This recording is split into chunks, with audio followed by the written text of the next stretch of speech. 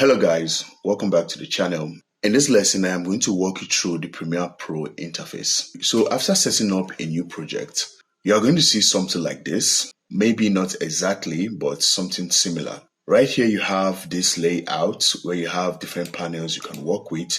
One thing you should know is that Premiere Pro has different layouts that are dedicated to different things you can do in Premiere Pro. Now, to check out those layouts, you're going to head over to the top right button right here, the Workspace button. When you click on it, you are going to see a bunch of these layouts here. They are more like presets. If you are using the older version of Premiere Pro, you're not going to see this right here. So to access it, you are going to head over to Windows and then click on Workspace or hover your mouse over Workspace, and then you see all these presets down here. Same thing we have up here in this Workspace button. So you can click on any of them. So let's use this one right here. I'm going to click on. So like I said in Premiere Pro, you have different layouts dedicated to different things you can do in Premiere Pro. So let's say, for example, I want to color grade in Premiere Pro.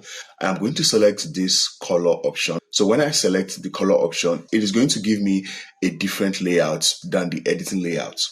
So basically what it did here is to give me all the essential panels I need to work with. So let's say you are done color grading and you want to work with audios, or you want to work on your audios, you can go ahead and select the audio interface or the audio layout, and it will bring out all the essentials you need for your audio editing or audio mixing. Down here we also have effects. So let's say you are done color grading, working on your audio, and then you want to work with effects, you can go ahead and select the effects option.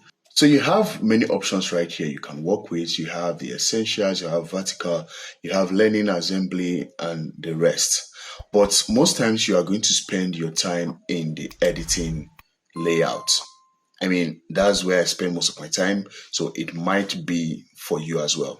So right here within the editing layout, we have different panels right here.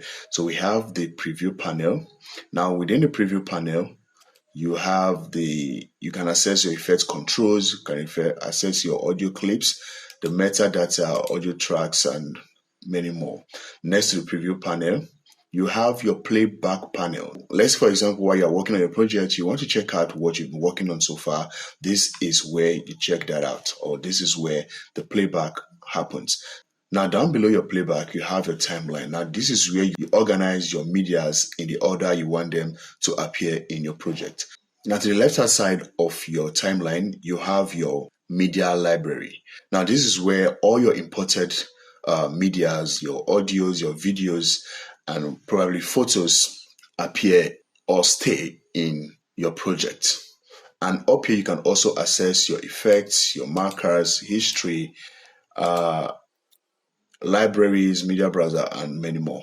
And then to the right of the timeline, you have your audio levels. Now, this is where you check the levels of your audio. So let's say, for example, you accidentally close any of these panels. So let's take the timeline panel, for example. I'm going to close this. Now, to restore this panel, you're going to head over to the Windows tab. So right here, you have all the activated panels and deactivated panels within your Premiere Pro interface. So all these checked ones are the ones that are activated. And then when I scroll up, I see more of these panels. So now the one we closed earlier was the timeline. So to restore the timeline, I'm going to select the timeline option right here. So when I check this, you see the timeline is back. So that is it for this lesson, guys.